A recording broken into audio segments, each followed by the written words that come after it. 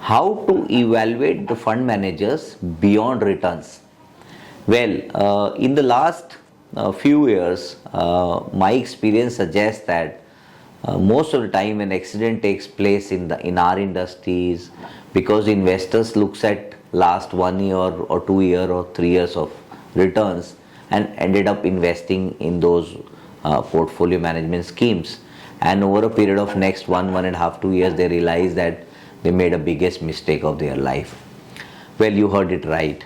Well, it is very essential that you need to understand how to evaluate the portfolio manager, because we believe that you are basically betting on the jockey and not on the horse, and therefore it is very important that you evaluate the portfolio managers beyond the returns. Returns is one aspect. There are times we have seen some of the portfolio managers where returns have been delivered, but when I talk to those portfolio managers and ask them what is the rationale behind investing in this particular company, the fund manager is speechless. He is not able to sort of convey the message and the rationale to me as an investor.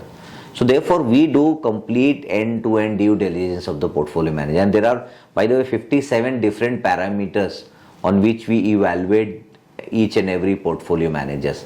For example, one of the things that we look at is what is the kind of style the portfolio manager has, whether he is investing in having a quality portfolio approach or looking at high growth, or maybe a GARP, which is growth at a reasonable price, or a value investor. Second point, whether he is sticking to the particular style, stated style, during the bad times or not. So there are times when some of the fund managers, they say that they are value driven portfolio managers, but they end up buying some growth companies. So some of the managers who say that, look, we only buy high growth companies, but maybe end up buying some value companies where they expect the company to turn around. That's number one. Number two is we look at what is the kind of pedigree the fund manager has, what is the kind of pedigree the organization has, what is their DNA, whether it is equity, debt, or gold specialist, what kind of track record the fund manager has, or what kind of returns that the fund manager has delivered while working in the previous organization. During his stint, what kind of returns have been delivered. In fact, we go to an extent of checking how many stocks have been bought and how many of them have gone right, how many of them have gone wrong, and they will give you some idea about whether the portfolio manager is running a very, very high conviction, well researched ideas, or he is kind of buying and selling because he's been advised by his brokers.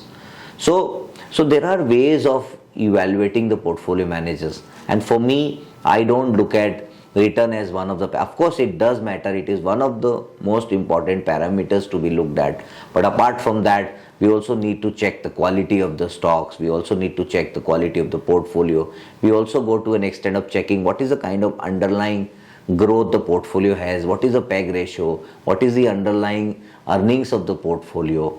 We also go to an extent of checking that what is the kind of churning the portfolio manager is doing, and all that matters.